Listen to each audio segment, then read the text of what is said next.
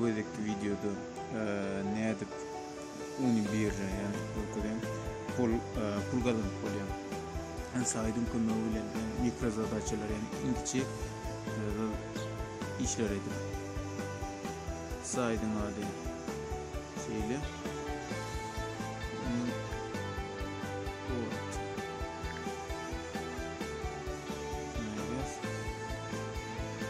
Bunun bir mikro zadaşı komentari Telegram'da, YouTube'da da подписка etmeni. Açayım kuca registrasyon edilen de yine registrasyon edilen şu yerde tenegar iş koyacak olan zakazчик çift tarafta basyan eğer sen pulgadan çakoldan исполнителю mesela şu sağ tarafta basyan поиск заказов.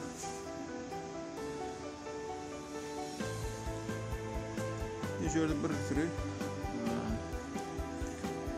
saytları подписаться Telegram'ın grupları уже bir вообще kan bir sürü işler etmeli. Hatta aşağı bıraktı mesela mi diyelim подписаться Telegram 1-2 veriyor.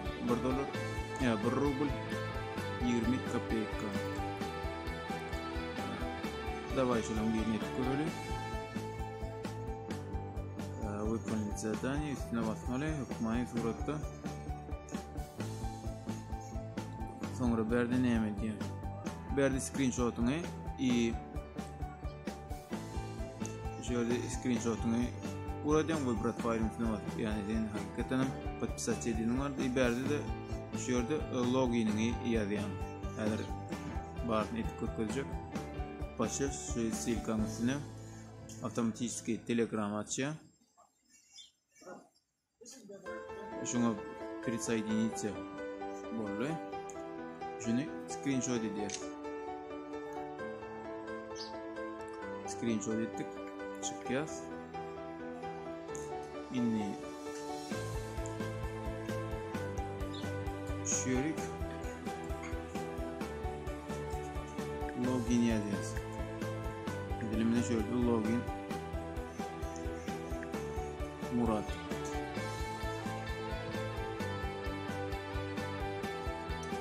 Настройка gireli.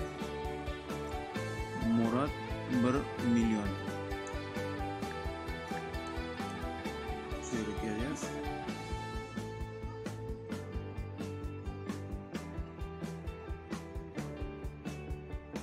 Şimdi şöyle bu biraz faili yani edin screenshot'u katanım futbol olarak görünüşte yani doказательство deneyali. И koyduk. И отправить edeceğiz. Şir sağladığın içinde $1 geliyor. Yani проверкада duruyor. Çıkıyor. Yani bir sürü bizim saytlarda просто registrasyon edeceğim. Через programlar dünyada yok. Mesela like basacağım. Ya da ederken подписаться Telegram'da подписаться etmeliyim.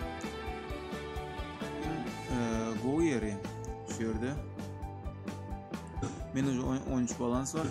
Yani Go yeri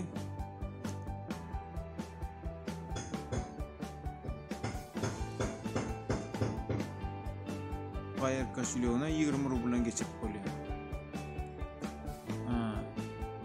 Galan yerine orada 1,5 rublen. Tak başka ne mi? Esasda açıyordu.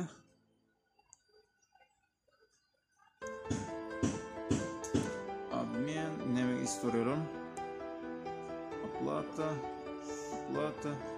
emmedi geliyor. Оплата по заказу. Görüşmek üzere. Yeni de burada şurada kabinete giriyoruz. Şurada kökler var, pechenkeler. Her gün ben şu gün aldım. Her gün birden 2, 4, 6, 10 şenli yani her gün pechenkeler alyan. Onun da 100 pechenkanı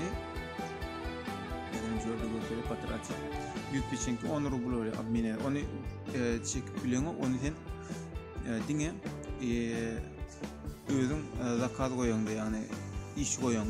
Mesela silkan koyan, iş on patpisat ettirecek olan YouTube kanalında, Telegram kanalında şonla şu 10 rubl ulan biliyorlar.